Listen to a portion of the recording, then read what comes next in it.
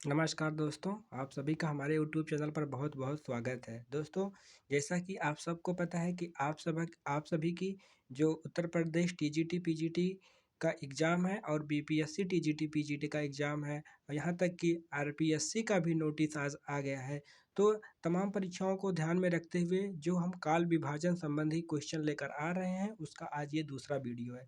तो दोस्तों, अगर आपको ये वीडियो पसंद आए तो आप दोस्तों के साथ शेयर ज़रूर कीजिए और हमारे चैनल को सब्सक्राइब भी ज़रूर कीजिएगा, क्योंकि दोस्तों हम पूरे यूथ कंपटीशन के जितने भी क्वेश्चन इस टाइप्स के एग्ज़ाम में यानी कि टीजीटी, पीजीटी और प्रवक्ता संबंधी एग्ज़ाम में जितने भी क्वेश्चन आए हैं उन सबको यहाँ पे हम सॉल्व कराने वाले हैं।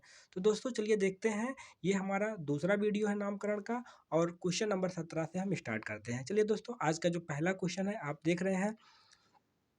अगर हम बात करें काल प्रवृत्ति का, तो काल प्रवृत्ति का निर्णय प्राप्त ग्रंथों की संख्या द्वारा नहीं निर्णित हो सकता है, बल्कि उस काल की मुख्य प्रेरणादायक वस्तु के आधार पर ही हो सकता है। यह कथन किसका है? तो दोस्तों, ऑप्शन नंबर ए है रामचंद्र शुक्ल और ऑप्शन नंबर बी है Hazari Prasad Dwivedi, option number C है doctor Nagendra, option number D है डॉक्टर रामकुमार वर्मा। तो दोस्तों ये जो कथन है ये हजारी प्रसाद द्विवेदी का कथन है। तो दोस्तों चलिए देखते हैं इसका एक्सप्लेनेशन क्या है। तो दोस्तों अगर हम बात करें काल प्रवृत्ति की, तो काल प्रवृत्ति का निर्णय प्राप्त ग्रंथों की संख्या द्वारा निर्णीत नहीं हो सकता है, बल्कि उस काल की मुख्य प्रेरणादायक वस्तु के आधार पर ही हो सकता है। यह कथन हजारी प्रसाद द्विवेदी का है। तो दोस्तों अगर हम बात करें अगले कथन की, तो अगला कथन जो है आचार्य रामचंद्र शुक्ल का है, जो हमारे लिए बहुत इंपॉर्टेंट है। जिस काल विभाग के भीतर किसी विशेष ढंग की रचनाओं की प्रचुरता दिखाई पड़ी है, वह अन्य अलग काल माना गया है और उनका नामकरण उन्हीं रचनाओं के स्वरूप के अनुसार किया गया है। तो दोस्तों ये कथन किसका है? आचार्य रामचंद्र शुक्ल का। अगर बात करें दोस्तों, इनका ही एक और कथन यहाँ पे दिया गया है जो हमारे लिए बहुत ही इंपॉर्टेंट है और हमें याद करना है।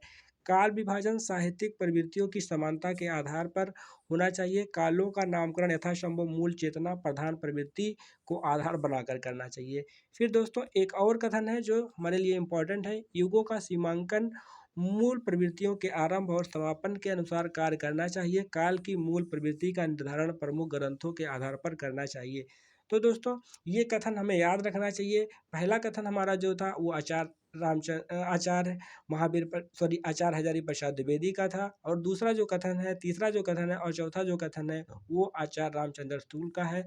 तो दोस्तों क्वेश्चन नंबर अगर हम बात करें अगला क्वेश्चन नंबर 18 की, तो क्वेश्चन नंबर 18 कह रहा है कौन सा विवरण सही नहीं है, कौन सा विवरण सही नहीं है। तो दोस्तों सबसे पहले हम ऑप्शन ए देखते हैं। ऑप्शन ए में कह रहा है गारथा द तासी ने अपने इतिहास ग्रंथ में कवियों को काला क्रम अनुसार प्रस्तुत किया है। फिर ऑप्शन बी है शिव सिंह सरोज में लगभग 1000 कवियों का जीवन चरित्र उनके कविताओं के उदाहरण सहित प्रस्तुत किया गया है। फिर दोस्तों अगर हम बात करें जो अगला ऑप्शन है ऑप्शन नंबर सी, उसमें कह रहा है कि जॉर्ज ग्रियर्सन के इतिहास ग्रंथ का हिंदी अनुवाद हिंदी साहित्य का प्रथम इतिहास शीर्षक से प्रकाशित हुआ है। इसके बाद ऑप्शन नंबर डी जो है उसमें कह रहा है जॉर्ज ग्रियर्सन ने कवियों और लेखकों को कालक्रम अनुसार वर्गीकृत किया है। तो दोस्तों इसमें अगर हम बात करें सत्य आंसर, हमारा जो असत्य आंसर यानी कि हमारे क्वेश्चन में क्या पूछा है कौन सा विवरण सही नहीं है, तो पहला विवरण सही नहीं है। पहला विवरण क्या है दोस्तों? सही नहीं है, क्योंकि गारथा द तासी ने अपने इतिहास ग्रंथ को कवियों के कालक्रम अनुसार नहीं प्रस्तुत किया है, बल्कि गारथा द तासी ने ग्रंथ को जो है अपने ग्रंथ को किस प्रकार से, यानी कि उनका जो ग्रंथ है वो कौन सा ग्रंथ है? इस्तवार द ला लिटरेट्यूर आ हिंदुस्तानी के संबंध में सही नहीं है। क्योंकि दोस्तों सही क्या है हम आगे देखते हैं। गाथा द तासी के ग्रंथ को उर्दू हिंदी अथवा हिंदुस्तानी साहित्य का सर्वप्रथम इतिहास ग्रंथ माना जाता है। इसका पहला संस्करण 2 भागों में प्रकाशित हुआ 1839 तथा 1847 ईस्वी में वर्णानुक्रम पद्धति में प्रकाशित हुआ है। क्योंकि दोस्तों ये कैसा है, इसकी जो प्रकृत पद्धति है वो क्या है, वर्णानुक्रम पद्धति में प्रकाशित हुआ है। फिर दोस्तों अगर हम बात करें शिव सिंह सेंगर द्वारा रचित ग्रंथ 1883 में प्रकाशित पुस्तक शिव सिंह सरोज में 838 लगभग 1000 कवियों के जीवन चरित्र तथा उनकी कविताओं के उदाहरण दिए गए हैं। फिर दोस्तों अगर हम बात करें क्वेश्चन नंबर जो 19 है, क्वेश्चन नंबर 19 क्या कह रहा है, एक बार हम इसको पढ़ते हैं। इतिहास का इतिवृत्तात्मक लेखन सबसे प्रथम मिस्र बंधुओं के विनोद में पाया जाता है, यह कथन किसका है? तो दोस्तों पहला ऑप्शन है आचार्य रामचंद्र शुक्ल, दूसरा ऑप्शन है डॉक्टर राम कुमार वर्मा, तीसरा ऑप्शन है आचार्य हजारी प्रसाद द्विवेदी और चौथा ऑप्शन है डॉक्टर नगेंद्र। तो दोस्तों इसका जो आंसर है उसको हम देखते हैं कौन सा सही है, यानी कि आंसर नंबर बी सही है। इतिहास का इतिवृत्तात्मक लेखन सबसे पहले मित्र बंधुओं के मित्र बंधु विनोद में पाया जाता है। उपयुक्त कथन किसका है? तो उपयुक्त कथन राम कुमार वर्मा का है। फिर दोस्तों अगर हम बात करें, आचार्य रामचंद्र शुक्ल ने मित्र बंधु विनोद को बड़ा भारी काव्य वृत्त संग्रह कहा है। मित्र बंधु विनोद ने क्या कहा है? बड़ा भारी काव्य वृत्त संग्रह कहा है। किसे कहा है? जो मित्र बंधु का ग्रंथ है। मित्र बंधुओं में कौन कौन से आते हैं? श्याम बिहारी, सुखदेव बिहारी और गणेश बिहारी। तो दोस्तों इसको याद करने के लिए हम किस ट्रिक का यूज कर सकते हैं? तो दोस्तों GS यस, यानी गणेश बिहारी, श्याम बिहारी और सुखदेव बिहारी। तो इस तरह से इसको हम याद कर सकते हैं। मित्र बंधु, जो मित्र बंधु हैं उनके तीनों भाई को इस तरह से हम याद कर सकते हैं। एक हो गए हमारे श्याम बिहारी, सुखदेव बिहारी और गणेश बिहारी को परिश्रमी संकलनकर्ता भी कहते हैं। फिर दोस्तों हम बात करते हैं अगले क्वेश्चन की। तो अगला जो क्वेश्चन है क्वेश्चन नंबर 20, मित्र बंधु विनोद के विषय में कौन सा विवरण सही नहीं है? इसमें भी दोस्तों आपको ध्यान देना है कि कह रहा है कि कौन सा विवरण सही नहीं है। तो सही नहीं है, इस पे ध्यान देना है। ऑप्शन नंबर ए कह रहा है इनमें अनेक कवि जो अज्ञात थे प्रकाश में लाए गए हैं और उनके साहित्यिक महत्व का मूल्य आंका गया है। ऑप्शन नंबर बी है इसके प्रथम 3 भाग 1970 विक्रम में और चतुर्थ भाग 1991 विक्रम में प्रकाशित हुए, विक्रम संवत में प्रकाशित हुए। सी ऑप्शन है चतुर्थ भाग साहित्य के वर्तमान काल से संबंधित है। और ऑप्शन नंबर जो डी है इसके चारों भागों में लगभग 3000 कवियों का विवरण मिलता है। तो दोस्तों आप देख सकते हैं कि कौन सा ऑप्शन इसमें उनके कथन के अनुसार सही नहीं है। तो कौन सा कथन सही नहीं है? ऑप्शन नंबर डी जो है क्या है? सही नहीं है। इसके चारों भागों में लगभग 3000 कवियों का विवरण मिलता है, ये सही नहीं है। दोस्तों इसका एक्सप्लेनेशन देखते हैं। मिश्र बंधुओं गणेश बिहारी, श्याम बिहारी, सुखदेव बिहारी की रचना मिश्र बंधु विनोद के विषय में उपयुक्त विवरण सही नहीं है। मिश्र बंधु विनोद में 5000 के लगभग कवियों और लेखकों का उल्लेख है और हमारे ऑप्शन में कह रहा था 3000 कवियों का उल्लेख या विवरण मिलता है। तो इसलिए ये ऑप्शन डी ऑप्शन क्या है? सही है। दोस्तों अगर हम बात करें आगे, मित्र बंधु विनोद के प्रथम 3 भागों का प्रकाशन 1970 सन 1900 विक्रम संवत 1970 और सन 1913 और चतुर्भाग का प्रकाशन 1991 और सन 1934 ईस्वी में हुआ है। फिर दोस्तों हम बात करते हैं क्वेश्चन नंबर 21 का। क्वेश्चन नंबर 21 क्या है देखते हैं। हिंदुस्तानी को सर्वप्रथम हिंदी किस विद्वान ने कहा? हिंदुस्तानी को सर्वप्रथम हिंदी किस विद्वान ने कहा? तो दोस्तों गिलक्राइस्ट ने कहा। किसने कहा? गिलक्राइस्ट ने कहा। तो इसके बाद दोस्तों अगर हम क्वेश्चन नंबर 22 को देखते हैं तो क्वेश्चन नंबर 22 है हिंदी साहित्य के आलोचनात्मक इतिहास के लेखक कौन है? तो दोस्तों हिंदी साहित्य के आलोचनात्मक इतिहास के लेखक डॉक्टर राम कुमार वर्मा है और आचार्य हजारी प्रसाद द्विवेदी, डॉक्टर धीरेन्द्र वर्मा, डॉक्टर नलिन विलोचन शर्मा, इन सब के भी जो इतिहास ग्रंथ है आप लोगों को याद होना चाहिए। तो दोस्तों चलिए देखते हैं इसका एक्सप्लेनेशन और क्या है। हिंदी साहित्य के आलोचनात्मक इतिहास के लेखक डॉक्टर राम कुमार वर्मा हैं। डॉक्टर राम कुमार वर्मा का जन्म 1905 में हुआ था तथा निधन इनका 1990 में हुआ। प्रथित रेखा, इनकी जो प्रसिद्ध रचना है चित्ररेखा, जो क्या है? काव्य संग्रह है। इन्हें जो है इसके लिए क्या देव पुरस्कार से सम्मानित किया गया था और इन्हें हिंदी एकांकी का जनक भी कहा जाता है। ये बात आपको याद रखना होगा क्योंकि हिंदी एकांकी का जनक किसे माना जाता है? तो डॉक्टर राम कुमार वर्मा को। और सन 1963 ईस्वी में इन्हें पद्म भूषण से सम्मानित किया गया। एकलव्य, रेशमिताई, पृथ्वीराज की आंखें, दीपदान इनकी प्रमुख रचनाएं हैं। ये बात भी आपको याद रखनी है। फिर दोस्तों हम चलते हैं, यानी कि यहाँ पर हम लोगों ने क्वेश्चन नंबर 22 तक देख लिया है। अगला हम देखते हैं क्वेश्चन नंबर 23 यानी कि क्वेश्चन नंबर 23। और दोस्तों ये अभी बीच में हमें जो प्रमुख ग्रंथ हैं इन ग्रंथों को एक बार हम देख लेते हैं ताकि जो है आने वाले एग्जाम में हमारे लिए यहाँ से भी क्वेश्चन पूछा जाता है। तो सबसे पहले जो इतिहास ग्रंथ है वो डॉक्टर नलिन विलोचन शर्मा का इतिहास ग्रंथ, साहित्य का इतिहास दर्शन। हमें याद करना है डॉक्टर नलिन विलोचन शर्मा का जो इतिहास ग्रंथ है उसका नाम है साहित्य का इतिहास दर्शन। फिर दोस्तों अगर हम बात करें नंद दुलारे वाजपेयी का, तो हिंदी साहित्य की 20वीं शताब्दी, और डेट भी बहुत ही इंपॉर्टेंट है, हमें डेट भी याद रखना है। और डॉक्टर गणपत चंद्र गुप्त, जैसे आप गणपत चंद्र गुप्त देखेंगे वैसे इनका जो है इतिहास क्या है, वैज्ञानिक इतिहास, यानी हिंदी साहित्य का वैज्ञानिक इतिहास, और इसका समय है 1965 ईस्वी। आचार्य रामचंद्र शुक्ल, हिंदी साहित्य का इतिहास, और इसका समय है 1929 में। और इसके बाद दोस्तों बात करें हम आचार्य हजारी प्रसाद द्विवेदी की, तो आचार्य हजारी प्रसाद द्विवेदी का जो प्रमुख ग्रंथ है वो है हिंदी साहित्य की भूमिका, और इसका समय है 1940। फिर दोस्तों अगर हम बात करें अगले क्वेश्चन का, यानी कि क्वेश्चन नंबर 23 का, तो क्वेश्चन नंबर 23 क्या कह रहा है, क्वेश्चन नंबर 23 कह रहा है कि मैं इस्लाम के महत्व को भूल नहीं रहा हूँ, लेकिन जोर देकर कहना चाहता हूँ कि अगर इस्लाम ना आया होता तो भी इस साहित्य का बारह आना वैसा ही होता जैसा आज है। हिंदी के भक्त आंदोलन के संदर्भ में यह कथन किसका है, तो दोस्तों यह कथन आचार्य रामचंद्र शुक्ल का है। यह कथन किसका है, सॉरी दोस्तों ये कथन जो है आचार्य रामचंद्र, एक मिनट दोस्तों, ये जो कथन है ये आचार्य हजारी प्रसाद द्विवेदी का है, और इसी को आचार्य रामचंद्र शुक्ल ने कहा है कि इस्लाम के बारे में उन्होंने कहा जो भक्ति आंदोलन हुआ है तो वो इस्लाम के विरोध में जो है क्या भक्ति आंदोलन हुआ है। कौन कहा है, आचार्य रामचंद्र शुक्ल ने कहा है। आचार्य हजारी प्रसाद द्विवेदी ने कहा है कि अगर जो है इस्लाम ना आया होता तब भी जो हमारा भक्ति आंदोलन है तो बारह आना वैसे ही होता। तो दोस्तों अभी आगे उस कथन को हम देखते हैं, कौन सा कथन था, एक्सप्लेनेशन इसका देखते हैं। उपयुक्त कथन आचार्य हजारी प्रसाद द्विवेदी ने अपनी पुस्तक हिंदी साहित्य की भूमिका में हिंदी साहित्य भारतीय चिंता का स्वाभाविक विकास शीर्षक से अंतर्गत हिंदी के भक्ति आंदोलन के संदर्भ में कहा है। तो दोस्तों अगर हम बात करें, रामचंद्र शुक्ल ने भक्ति को पराजित, असफल एवं निराश मनोवृत्ति की देन माना था। यही जो अभी ऊपर आपको हम बता रहे थे, तो आचार्य रामचंद्र शुक्ल ने यही माना था। क्या,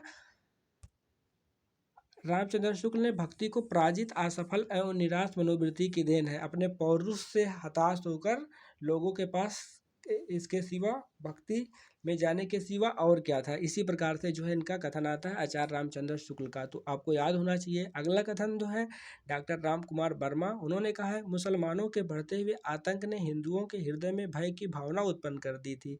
इस असहाय अवस्था में उनके पास ईश्वर से प्रार्थना करने के अतिरिक्त अन्य कोई साधन नहीं था। तो ये भी कथन आपको याद रखना है। ये कथन किसका है, राम कुमार वर्मा का, और ये कथन आचार्य रामचंद्र शुक्ल का, और इसके बाद आचार्य हजारी प्रसाद द्विवेदी का ये ऊपर वाला कथन, ये भी आप सभी के लिए बहुत ही महत्वपूर्ण है। और आगे हम देखते हैं क्वेश्चन नंबर 24, रीत काल को सर्वप्रथम श्रृंगार काल नाम रखने का सुझाव किसने दिया। रीतकाल को सर्वप्रथम माफ करना दोस्तों, रीतकाल को सर्वप्रथम श्रृंगार काल नाम रखने का सुझाव किसने दिया है। ये क्वेश्चन बहुत ही महत्वपूर्ण है दोस्तों। सुझाव किसने दिया था, सुझाव दिया था आचार्य रामचंद्र शुक्ल ने, आचार्य रामचंद्र शुक्ल ने। लेकिन नाम रखा किसने था, तो नाम रखा था किसने श्रृंगार काल, आचार्य विश्वनाथ प्रसाद मिश्र ने। सुझाव किसने दिया, तो दोस्तों इस क्वेश्चन को यहाँ पे हम अगर कह रहा है रीतकाल को सर्वप्रथम श्रृंगार काल नाम रखने का सुझाव किसने दिया, तो सुझाव जो है रामचंद्र शुक्ल ने दिया था, और विश्वनाथ प्रसाद मिश्र ने इसका नाम जो है रखा था। विश्वनाथ प्रसाद मिश्र ने इसका नाम रखा था। तो ये बात आपको याद रखना है।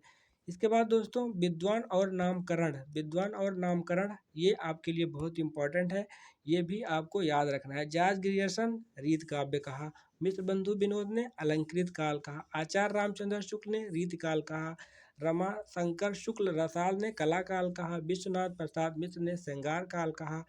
फिर दोस्तों अगर हम बात करें अगले क्वेश्चन की, तो जो अगला क्वेश्चन है वो क्वेश्चन नंबर, अभी उसका एक्सप्लेनेशन बचा हुआ दोस्तों, जो बात अभी हम आपको बता रहे थे वो यहाँ पे नोट करके दिया गया है। नोट करके यहाँ पे दिया गया है। इस बात को आपको ध्यान से देखना है। आयोग ने इस प्रश्न का उत्तर विश्वनाथ प्रसाद मिश्र को माना है, परंतु आचार्य रामचंद्र शुक्ल ने 1929 में लिखे गए अपने इतिहास ग्रंथ में हिंदी साहित्य के इतिहास में कहा है कि रीति काल में यदि कोई श्रृंगार काल कहना चाहे तो कह सकता है।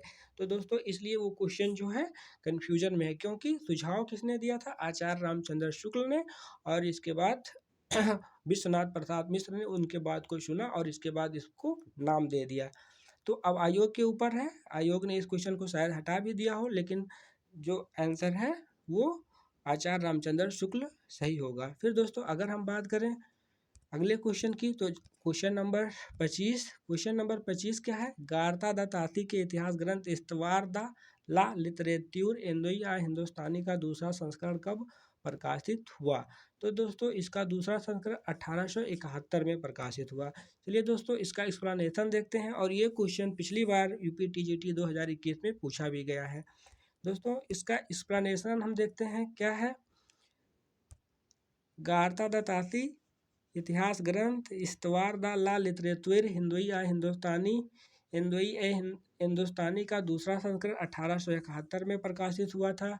इसका प्रकाशन 2 भागों में सन 1839 तथा 1847 ईस्वी में प्रकाशित हुआ। इस ग्रंथ में कुल 738 कवि हैं, जिनमें हिंदी के 72 तथा शेष उर्दू के हैं। इसके बाद हिंदी साहित्य के इतिहास का लेखन सबसे पहला प्रयास फ्रेंच विद्वान गारथा द तासी ने किया था। इस बात को भी आपको याद रखना है। और गारथा द तासी ने अपनी पुस्तक की रचना फ्रेंच भाषा में की थी। और डॉक्टर लक्ष्मी सागर वार्ष्णेय ने तासी के ग्रंथ का हिंदी अनुवाद हिंदुई साहित्य का इतिहास 1952 नाम से प्रकाशित कराया। अब दोस्तों अगर हम बात करें गारता द तासी इस्तवार द लिटरेचर, इसको हमें अगर हम याद करना हो तो हम एक शब्द याद करते हैं इतवार। इतवार यानी कि इतवार, इतवार को हम क्या मान लेंगे? इस्तवार। क्या? इस्तवार। इस्तवार क्या मान लेंगे? इस्तवार। और इसके बाद दोस्तों इस्तवार को जो इतवार होता है, इतवार को सब लोग क्या खेलते हैं? ताश खेलते हैं। जब भी आपको ये क्वेश्चन मिलेगा तो आप याद कर लेना, जब आपसे पूछा जाएगा कि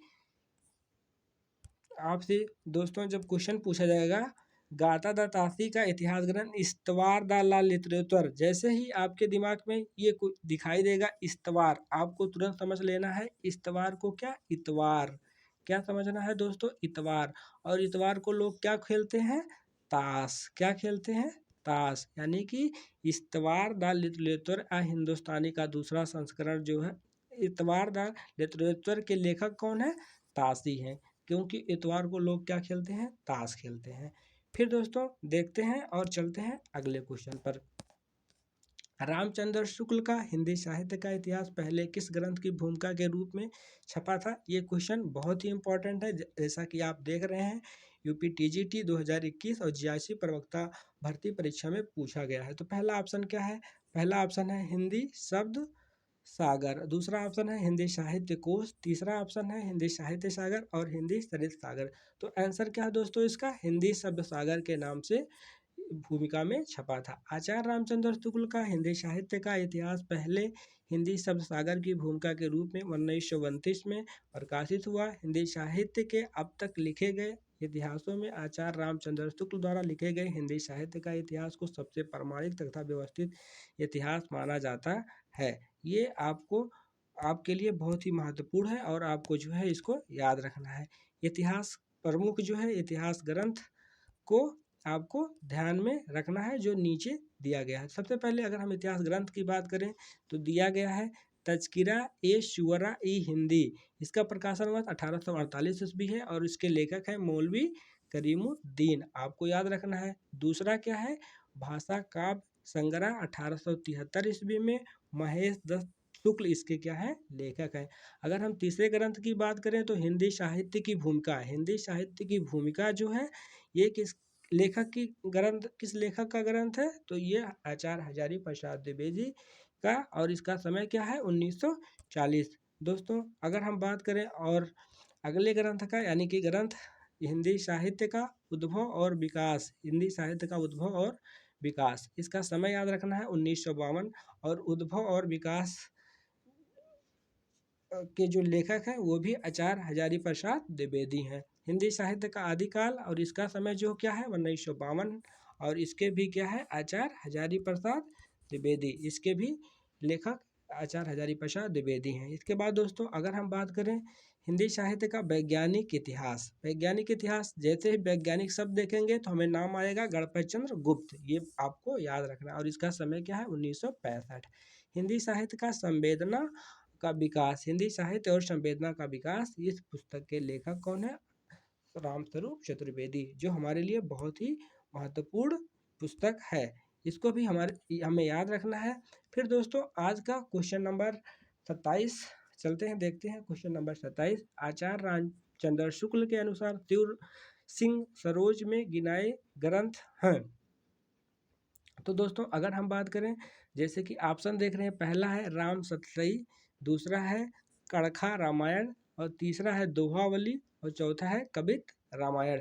यानी कि कौन सा शिव सिंह सरोज में जो गिनाए ग्रंथ है वो कौन सा है राम सतसई और खड़का रामायण, यानी कि ऑप्शन नंबर ए 1 और 2 सही है। ये क्वेश्चन कब 2020 जून और 2021 वीकेंड फर्स्ट में यूजीसी नेट में पूछा गया है। यानी कि रामचंद्र शुक्ल के अनुसार शिव सिंह सरोज में गिनाए गए ग्रंथ राम सतसई और कड़खा रामायण है। क्वेश्चन हमारे लिए क्या है बहुत ही महत्वपूर्ण है। और क्वेश्चन अगला देखते हैं, क्वेश्चन नंबर 28। क्वेश्चन नंबर 28 हमें क्या करना है सुमेलित करना है, हमें क्या करना है सुमेलित करना है। पहला क्या है पद्मलाल पुन्नालाल बख्शी, और इनकी पुस्तक क्या है, और अयोध्या सिंह उपाध्याय हरिऔध, आचार्य हजारी प्रसाद द्विवेदी और रामस्वरूप चतुर्वेदी। तो रामस्वरूप चतुर्वेदी का उद्भव और विकास, आपको रामस्वरूप चतुर्वेदी का संवेदना और विकास, हिंदी साहित्य और संवेदना का विकास। इसके बाद दोस्तों अगर हम बात करें आचार्य हजारी प्रसाद द्विवेदी का, तो क्या है हिंदी साहित्य की भूमिका, और पद्मलाल पुन्नालाल बख्शी का क्या है हिंदी साहित्य विमर्श। और फिर दोस्तों अगर हम बात करते हैं आचार्य अयोध्या सिंह उपाध्याय हरिऔध का, तो इनका क्या है हिंदी भाषा और उसके साहित्य का विकास। तो सबसे पहले हम देखते हैं रामस्वरूप चतुर्वेदी, यानी कि घा का क्या है दोस्तों, घा का 3, घा का क्या है 3 किस ऑप्शन में है, तो ऑप्शन नंबर सी सही है। कौन सा सही है ऑप्शन नंबर सी सही है।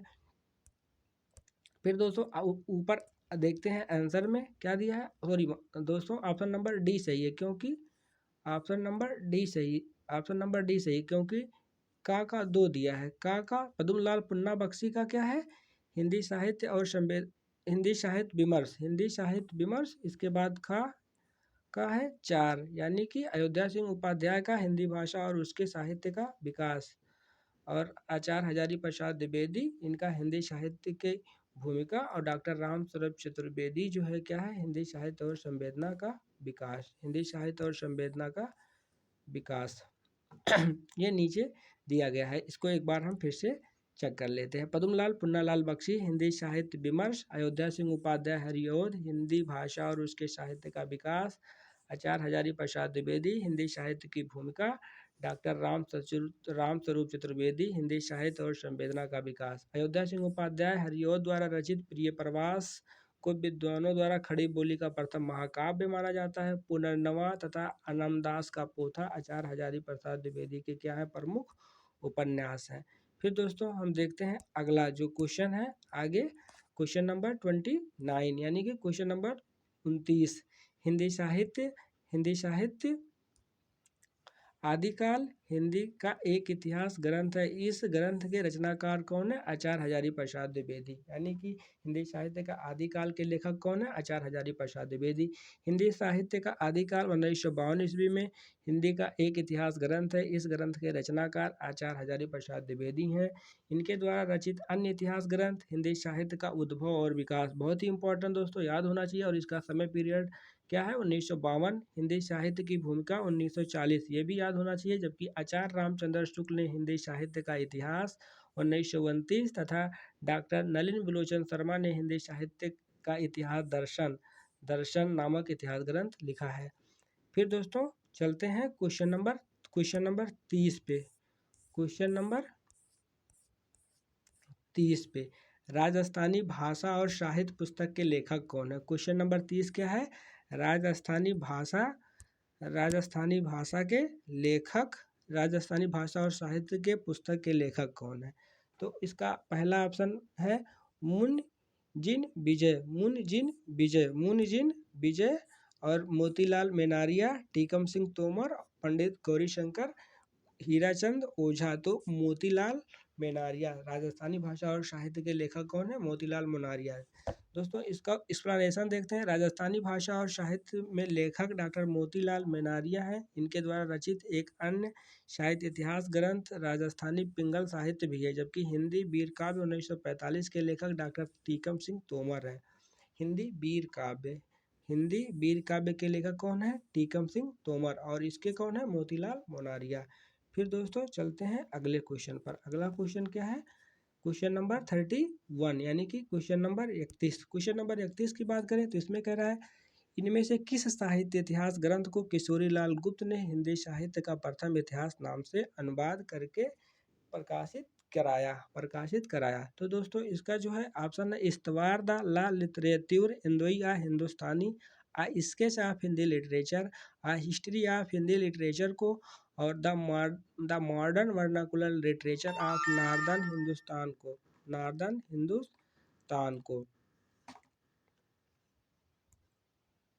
तो दोस्तों अगर हम बात करें तो इसका जो ऑप्शन नंबर कौन सा सही है? D, the modern vernacular literature of the northern Hindustan. अगर हम बात करें इसका हिंदी अनुवाद किसने कराया था इंदोई या हिंदुस्तानी का? तो लक्ष्मी सागर वार्ष्णेय। कौन कराया था? लक्ष्मी सागर वार्ष्णेय ने इसका कराया था। और अगर हम बात करें the modern vernacular literature of northern Hindustan, तो इसको जो है किशोरीलाल गुप्त। ये दोनों बात आपको याद रखना है, क्योंकि ये दोनों चीज़ें आपसे एग्जाम में पूछी जाएंगी। फिर दोस्तों अगर हम इसके एक्सप्लेनेशन की बात करें, जॉर्ज ग्रियर्सन द्वारा लिखित इतिहास ग्रंथ the modern vernacular literature of northern Hindustan 1888 ईस्वी को किशोरीलाल गुप्त ने हिंदी साहित्य इतिहास का प्रथम इतिहास 1957 नाम से अनुवाद करके प्रकाशित कराया, जबकि गारता द तासी इतिहास ग्रंथ इस्तवार द लिटरेच्योर इंदोई हिंदुस्तानी 1839 तथा 1847 को दो भाग में लक्ष्मी सागर वार्ष्णेय। तो दोस्तों ये आपको याद रखना है। और इन्होंने नाम क्या रखा था? हिंदुई साहित्य का इतिहास 1952 नाम से अनुवाद किया। ए स्केच ऑफ हिंदी लिटरेचर बहुत ही इंपॉर्टेंट है। स्केच ऑफ हिंदी लिटरेचर 1917 ग्रंथ के लेखक पादरी एडविन ग्रीव्स हैं। ए स्केच ऑफ हिंदी लिटरेचर 1917 ईस्वी में इस ग्रंथ के लेखक पादरी एडविन ग्रीव्स हैं। आ हिस्ट्री ऑफ हिंदी लिटरेचर 1920 ईस्वी के लेखक FE हैं। कौन है? FE हैं। इसके बाद दोस्तों देखते हैं क्वेश्चन नंबर 32, आचार्य रामचंद्र शुक्ल। क्वेश्चन नंबर 32 कह रहा है, आचार्य रामचंद्र शुक्ल ने रीतिकाल का समय क्या माना है? तो दोस्तों जैसा कि आप सबको पता है कि आचार्य रामचंद्र शुक्ल ने जो विभाजन किया है वो किस में किया है? विक्रम संवत में किया। ये बात आपको याद रखना है, विक्रम संवत में किया है।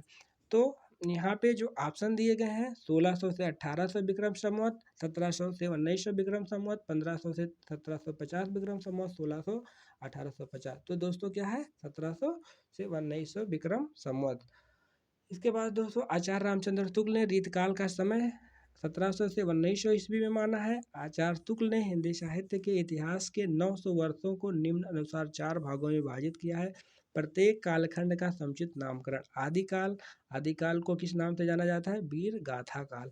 और इसका समय क्या है? संवत 1050 से लेकर विक्रम संवत 1375 तक। इसके बाद पूर्व मध्यकाल को क्या कहा है? भक्ति काल कहा है। और इस संवत 1375 से लेकर 1700 विक्रम संवत तक। इसके बाद दोस्तों बात करें उत्तर मध्यकाल, इसको रीतकाल नाम दिया है, 1700 से लेकर 1900 विक्रम संवत तक। इसके बाद आधुनिक काल को गद्य काल 1900 से 1984 विक्रम संवत तक। फिर दोस्तों अगर हम बात करें अगले क्वेश्चन की, यानी कि क्वेश्चन नंबर 33, तो क्वेश्चन नंबर जो 33 है उसमें क्या कहा गया है? निम्नलिखित में से किसने हिंदी साहित्य का इतिहास नहीं लिखा है? हिंदी साहित्य का इतिहास किसने नहीं लिखा है? तो दोस्तों डॉक्टर राम कुमार वर्मा का आलोचनात्मक इतिहास इन्होंने लिखा है। हजारी प्रसाद द्विवेदी ने आदिकाल हिंदी साहित्य का उद्भव और विकास लिखा है। और डॉक्टर लक्ष्मी सागर वार्ष्णेय जानते हैं, इन्होंने द लाल लिटरेचर आ है हिंदुस्तानी यानी गारता दत्ताती का जो ग्रंथ है उसका हिंदी में क्या किया है, अनुवाद किया है 1952 ईस्वी में। और अगर किसी ने कोई इतिहास नहीं लिखा है तो कौन सा सही है ऑप्शन, ऑप्शन नंबर सी, कौन, डॉक्टर नगेंद्र। फिर दोस्तों हम देखते हैं जो ये क्वेश्चन नंबर 33 का एक्सप्लेनेशन, क्वेश्चन नंबर, तो ऑप्शन नंबर हमारा क्या, सी सही है, ऑप्शन नंबर सी क्या है, सही है। निम्नलिखित में से डॉक्टर नगेंद्र ने हिंदी साहित्य का इतिहास नहीं लिखा है, बल्कि ये हिंदी साहित्य का इतिहास ग्रंथ के संपादक हैं, जबकि डॉक्टर राम कुमार वर्मा द्वारा लिखित इतिहास हिंदी साहित्य का आलोचनात्मक इतिहास। राम कुमार वर्मा ने क्या किया है, आलोचनात्मक इतिहास लिखा है।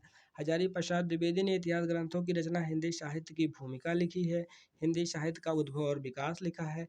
हिंदी साहित्य का आदिकाल लिखा है। और डॉक्टर लक्ष्मी सागर वार्ष्णेय ने हिंदुई साहित्य का इतिहास 1952 ईस्वी नामक इतिहास ग्रंथ लिखा है। और ये किसका अनुवाद है, द लिटरेचर आ हिंदुस्तानी यानी कि गारता दत्ताती का जो ग्रंथ है उसका इन्होंने क्या किया है, अनुवाद किया है। इसके बाद दोस्तों बात करें क्वेश्चन नंबर 34 की, क्वेश्चन नंबर 34 की, तो क्वेश्चन नंबर 34 यहाँ पे, किस इतिहास लेखक ने अपने इतिहास ग्रंथ में लगभग 5000 कवियों का विवरण दिया है। तो दोस्तों आप सबको पता है, आप सब ने पहले ही देखा था, कौन, मित्रबंधु विनोद ने, इन्होंने अपने जो इनका इतिहास ग्रंथ है उसमें जो है कितने, 5000 कवियों का विवरण दिया है। और इसको आचार्य रामचंद्र शुक्ल ने क्या कहा है, ये भी आपको याद रखना है। और दोस्तों आपको ये जरूर याद रखना है कि मित्रबंधु में कौन आते हैं, जी यस यस, यानी कि कौन, गणेश बिहारी, श्याम बिहारी और सुखदेव, गणेश बिहारी, श्याम बिहारी, सुखदेव बिहारी। ये बात आपको याद होना चाहिए, आपको ये बात भूलनी नहीं है। फिर दोस्तों हम बात करें दिए गए साहित्यकारों में, मित्रबंधु विनोद ने अपने साहित्य इतिहास ग्रंथ में लगभग 4591 कवियों का विवरण दिया है। मित्र बंधुओं में कौन कौन, गणेश बिहारी, मित्र बंधुओं में गणेश बिहारी, श्याम बिहारी और सुखदेव बिहारी, इन्होंने मित्रबंधु विनोद नामक इतिहास ग्रंथ की रचना की। इसका प्रकाशन 4 भागों में हुआ। प्रथम 3 भागों का प्रकाशन सन 1913 ईस्वी में तथा चतुर्थ भाग का प्रकाशन 1934 ईस्वी में। शिव सिंह सरोज का समय क्या है, 1983। और दोस्तों अगर आपको बताएं तो इसी में फेमस है हिंदी का पहला उपन्यास, अगर हम बात करें कौन सा है, परीक्षा गुरु, और उसका प्रकाशन क्या है, 1882। ये बात भी आपको यहाँ, परीक्षा गुरु जो उपन्यास है उसका समय क्या है, 1882, ये भी आपको याद रखना है। और इसमें 838 कवियों का विवरण दिया गया है। ग्रियर्सन ने अपने इतिहास ग्रंथ में 952 कवियों, आचार्य रामचंद्र शुक्ल के इतिहास ग्रंथ में लगभग 1000 कवियों और लेखकों को शामिल किया है। तो दोस्तों क्वेश्चन नंबर 35 यानी कि क्वेश्चन नंबर 35 की हम बात करें तो क्वेश्चन नंबर 35 दिया है, आचार्य रामचंद्र शुक्ल के इतिहास ग्रंथ में कालों के नामकरण का आधार क्या है। तो दोस्तों इसमें आधार जो है युग प्रवृत्ति है, क्या है, युग प्रवृत्ति। आचार्य रामचंद्र शुक्ल के इतिहास ग्रंथ में कालों के नामकरण का आधार युग प्रवृत्ति रहा है। आचार्य शुक्ल ने अपना इतिहास ग्रंथ हिंदी साहित्य का इतिहास 1929 विधेयवादी पद्धति पर लिखा है और इसका प्रकाशन आपको याद ही होना चाहिए, 1929 है। फिर दोस्तों बात करते हैं अगले क्वेश्चन की, तो क्वेश्चन नंबर 36, इतिहास लेखन की सबसे विकसित पद्धति क्या है, विधेयवादी पद्धति। कौन सी पद्धति, विधेयवादी। अभी आपने देखा आचार्य रामचंद्र शुक्ल की जो बुक है हिंदी साहित्य का इतिहास, वो किस पद्धति पर है, विधेयवादी पद्धति, और ये सबसे विकसित पद्धति भी है। फिर दोस्तों अगर हम बात करें इसके एक्सप्लेनेशन की, तो इतिहास लेखन की सबसे विकसित पद्धति विधेयवादी पद्धति मानी जाती है। आचार्य रामचंद्र शुक्ल ने इतिहास लेखन की विधेयवादी पद्धति का अनुसरण कर अपना इतिहास ग्रंथ लिखा है। फ्रेंच विद्वान तेन ने विधेयवादी पद्धति को सुव्यवस्थित सिद्धांत के रूप में स्थापित किया है। फिर दोस्तों अगर हम बात करें क्वेश्चन नंबर 37 की, तो क्वेश्चन नंबर 37 कह रहा है, हिंदी साहित्य का इतिहास दर्शन नामक ग्रंथ के लेखक, इतिहास दर्शन नलिन बिलोचन शर्मा। जैसे हम देखेंगे दर्शन, हमें एक दोस्तों कीवर्ड पकड़ना है, उसी कीवर्ड के आधार पर तुरंत हमें आंसर देना है। जैसे हमें दिखा हिंदी साहित्य इतिहास दर्शन, तुरंत हमारे दिमाग में आ जाना चाहिए डॉक्टर नलिन बिलोचन शर्मा। हिंदी साहित्य का दर्शन नामक ग्रंथ इतिहास ग्रंथ के लेखक डॉक्टर नलिन बिलोचन शर्मा है। प्रश्न में हिंदी देने के कारण त्रुटिपूर्ण है। प्रश्न में जो है हिंदी देने के कारण क्या है, प्रश्न में हिंदी देने के कारण हिंदी साहित्य का इतिहास दर्शन, क्योंकि दोस्तों यहाँ हिंदी दे दिया है हिंदी साहित्य का, क्योंकि इनका जो नाम है वो क्या है, इतिहास दर्शन, साहित्य का इतिहास दर्शन, इसलिए ये त्रुटिपूर्ण क्वेश्चन है, यानी कि आयोग ने इसे हटा दिया है। फिर दोस्तों हम बात करें क्वेश्चन नंबर 38 की, क्वेश्चन नंबर 38 की, तो क्वेश्चन नंबर 38 के पहले कुछ एक्सप्लेनेशन है उस क्वेश्चन का, उसको देखते हैं। विजयेंद्र स्नातक, इनकी पुस्तक, इनका ग्रंथ क्या है, हिंदी साहित्य का इतिहास। डॉक्टर नामवर सिंह, दूसरी परंपरा की खोज। डॉक्टर विनय मोहन, हिंदी साहित्य का अभ्युत्थान। ये भी आपको याद रखना है। फिर क्वेश्चन नंबर अगर हम बात करें 38 की, क्वेश्चन नंबर 38 की, तो भारतीय साहित्य की भूमिका, भारतीय साहित्य की भूमिका के लेखक कौन है, तो रामविलास शर्मा। कौन है, रामविलास शर्मा। अगर बात करें इसके एक्सप्लेनेशन की, तो भारतीय साहित्य की भूमिका के लेखक रामविलास शर्मा, और इनकी अन्य पुस्तकें भारतीय सौंदर्य बोध और तुलसीदास, लोक जागरण और हिंदी साहित्य परंपरा का मूल्यांकन आदि। दूधनाथ सिंह ने सपाट चेहरे वाला आदमी कहानी संग्रह इनकी है। निराला, आत्महंता, आस्था, आलोचना आदि लिखी है। फिर दोस्तों बात करें क्वेश्चन नंबर 39 की, तो क्वेश्चन नंबर 39 कह रहा है, इनमें से किस साहित्य इतिहासकार ने अपने इतिहास ग्रंथ में हिंदी के गद्य इतिहास को गद्य का आविर्भाव, गद्य का परिवर्तन, गद्य का प्रसार और गद्य की वर्तमान गति नामक खंडों में विभक्त करके विवेचित किया है। तो दोस्तों इस तरह से विवेचित करने वाले जो लेखक हैं, जो आलोचक हैं, रामचंद्र शुक्ल हैं। फिर आचार्य रामचंद्र शुक्ल हैं। फिर दोस्तों इसके एक्सप्लेनेशन की अगर हम बात करते हैं, आचार्य रामचंद्र शुक्ल ने अपने इतिहास ग्रंथ में हिंदी के गद्य साहित्य को गद्य का आविर्भाव, गद्य का परिवर्तन, गद्य का प्रसार और गद्य की वर्तमान गति नामक खंडों में विभक्त करके विवेचित किया है। और क्वेश्चन बात करें क्वेश्चन नंबर 40 की, तो क्वेश्चन नंबर जो 40 है, हिंदी साहित्य के उत्तर मध्य काल को कलाकाल नाम से, कलाकाल, रसाल, दोस्तों काल, रसाल आपको याद करना है, क्योंकि कलाकाल नाम किसने दिया है, उत्तर मध्य काल को रसाल ने दिया है। किसने, रसाल ने, रमाशंकर रसाल, आपको याद रखना है। हिंदी साहित्य के उत्तर मध्य काल को कलाकाल नाम देने वाले विद्वान रमाशंकर शुक्ल, रसाल, कलाकाल, रसाल। इस काल को मिश्र बंधु विनोद ने अलंकृत काल कहा है, विश्वनाथ प्रसाद मिश्र ने श्रृंगार काल कहा है। लेकिन श्रृंगार काल कहने के लिए सबसे पहले किसने बताया था इनको, सबसे पहले किसने हिंट दिया था, तो आचार्य रामचंद्र शुक्ल ने रीतकाल नाम दिया। आचार्य रामचंद्र शुक्ल ने क्या नाम दिया, रीतकाल नाम दिया। फिर दोस्तों बात करते हैं अगला, यानी question number 41, the modern vernacular literature of Hindustan के लेखक कौन है। बहुत ही फेमस क्वेश्चन, याद ही होना चाहिए, याद हो गया होगा आप सभी को देखकर, George A Grierson. The modern vernacular literature of Hindustan के लेखक जॉर्ज ए ग्रियर्सन है। इस रचना को सच्चे अर्थों में हिंदी साहित्य का पहला इतिहास ग्रंथ माना जाता है। बहुत ही इंपॉर्टेंट दोस्तों, इस रचना को हिंदी साहित्य का पहला इतिहास ग्रंथ माना जाता है। ग्रियर्सन ने अपने ग्रंथ में 952 कवियों को शामिल किया है। डॉक्टर किशोरीलाल गुप्त ने modern vernacular literature of Hindustan को हिंदी साहित्य का प्रथम इतिहास शीर्षक से हिंदी में अनुवाद किया, जिसका प्रकाशन कब हुआ, 1957 में हुआ। ये बात भी आपको पता होनी चाहिए। दोस्तों बात करते हैं क्वेश्चन नंबर, ये क्वेश्चन नंबर 41 था। और दोस्तों हम बात करते हैं दोस्तों इसमें जो है 41, क्वेश्चन नंबर 41, अगला जो है 42, हिंदी साहित्य के इतिहास लेखन की परंपरा का सूत्रपात किया। ये क्वेश्चन नंबर 42, इतिहास, हिंदी साहित्य के इतिहास लेखन की परंपरा का सूत्रपात किसने किया, तो दोस्तों गार्ता दत्तासी। किस भाषा में किया, फ्रेंच भाषा में। किस भाषा में, फ्रेंच भाषा में। और पहली कौन सी इनका जो ग्रंथ था वो क्या था, गार्ता दत्तासी की पुस्तक फ्रेंच भाषा में। इनकी पुस्तक का नाम इस्तवार द ला लिटरेचर इंदुई या हिंदुस्तानी। ये जो है पुस्तक कितने भागों में, 2 भागों में प्रकाशित हुई थी। और इसका जो है द्वितीय संस्करण, जिसका प्रकाशन 1871 ईस्वी में हुआ। फिर दोस्तों अगर हम बात करें, लक्ष्मी सागर वार्ष्णेय ने इसको जो है हिंदुई साहित्य का इतिहास नाम से हिंदी में इसका अनुवाद किया। फिर दोस्तों अगर हम बात करें, जो अगला क्वेश्चन है क्वेश्चन नंबर 43, हिंदी साहित्य के उत्तर मध्य काल को अलंकृत काल कहने वाले विद्वान इनमें से कौन है? तो मिश्र बंधु ने कहा था अलंकृत काल।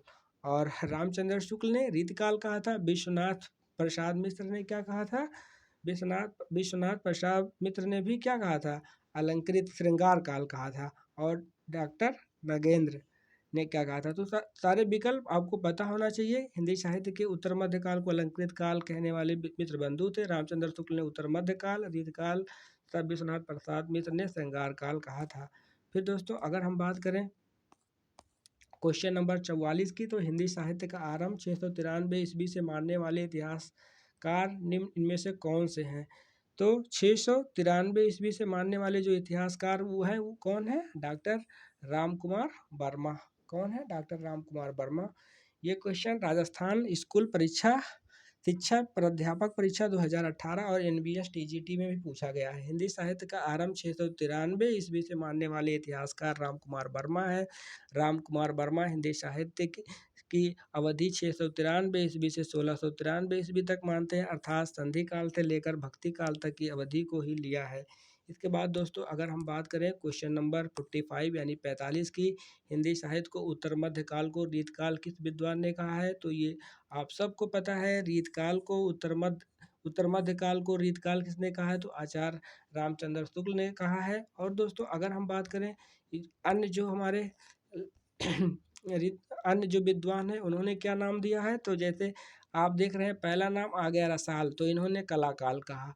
विश्वनाथ प्रसाद में श्रृंगार काल कहा। और मिश्र बंधु विनोद ने अलंकृत काल कहा। इसके बाद दोस्तों अगर हम बात करें क्वेश्चन नंबर 46 की, क्वेश्चन नंबर 46 की, वर्ण क्रमानुसार लिखा गया हिंदी साहित्य के इतिहास का प्रथम ग्रंथ निम्नलिखित में से कौन सा है? पहला है 252 वैष्णवन की वार्ता, इस्तवारदा ला लिटरेत्यूरी इंदुई आ हिंदुस्तानी, 84 वैष्णवन की वार्ता। और अंतिम जो विकल्प है दोस्तों वो दिख नहीं रहा। चलिए दोस्तों इसका जो है आंसर देखते हैं क्या होगा। आंसर नंबर सी गणपत चंद्र इसका जो है यानी कि 46 और 46 का हम आंसर देखते हैं। इस्तवार द लिटरेचर हिंदुई या हिंदुस्तानी वर्णानुक्रम अनुसार लिखा गया है, हिंदी साहित्य के इतिहास का प्रथम ग्रंथ है। वर्ण क्रमानुसार कौन सा लिखा गया? इस्तवार द लिटरेचर हिंदुई या हिंदुस्तानी हिंदी साहित्य के इतिहास का प्रथम ग्रंथ है। फ्रेंच विद्वान गार्था द तासी ने इसे फ्रेंच भाषा में 2 भागों में लिखा, जिसके दोनों भागों का प्रकाशन 1839 और 1847 ईस्वी में हुआ। डॉक्टर लक्ष्मी सागर वार्ष्णेय ने इंदुई साहित्य का इतिहास नाम से हिंदी में अनुवाद 1952 में प्रकाशित किया। फिर दोस्तों अगर हम बात करें क्वेश्चन नंबर 47 की, तो यहाँ पे क्वेश्चन नंबर 47 गणपत चंद्र गुप्त के अनुसार हिंदी साहित्य के इतिहास का पुनर्लेखन किस दृष्टिकोण के अनुसार किया गया है? तो दोस्तों स्वतंत्र, तटस्थ एवं संतुलित दृष्टि से किया गया है। गणपत चंद्र गुप्त के अनुसार हिंदी साहित्य इतिहास का पुनर्लेखन स्वतंत्र, तटस्थ एवं संतुलित दृष्टि से किया जाना चाहिए। ध्यातव्य है कि डॉक्टर गणपत चंद्र गुप्त ने हिंदी साहित्य का इतिहास ग्रंथ हिंदी साहित्य का वैज्ञानिक इतिहास शीर्षक से 2 भागों में 1965 में लिखा। फिर दोस्तों हम बात करें क्वेश्चन नंबर 48 आचार्य रामचंद्र शुक्ल की ऐतिहासिक दृष्टि की, तो उनकी जो दृष्टि है युग की परिस्थितियों के प्रमुखता प्रदान करती है। युग की परिस्थितियों को प्रमुखता प्रदान करती है। इसके बाद दोस्तों इसका एक्सप्लेनेशन देखते हैं। आचार्य शुक्ल के ऐतिहासिक दृष्टि से युग की परिस्थितियों को प्रमुखता प्रदान करती है। आचार्य शुक्ल ने साहित्य इतिहास के प्रति एक निश्चित व सुस्पष्ट दृष्टिकोण का परिचय देते हुए युगीन परिस्थितियों के संदर्भ में विकास क्रम की व्याख्या करने का प्रयास किया। इनका प्रसिद्ध ग्रंथ हिंदी साहित्य का इतिहास 1929 ईस्वी में प्रकाशित हुआ। फिर दोस्तों हम बात करें क्वेश्चन नंबर 49 की, ऐतिहासिक कालक्रम के अनुसार निम्नलिखित में से कौन सा नामकरण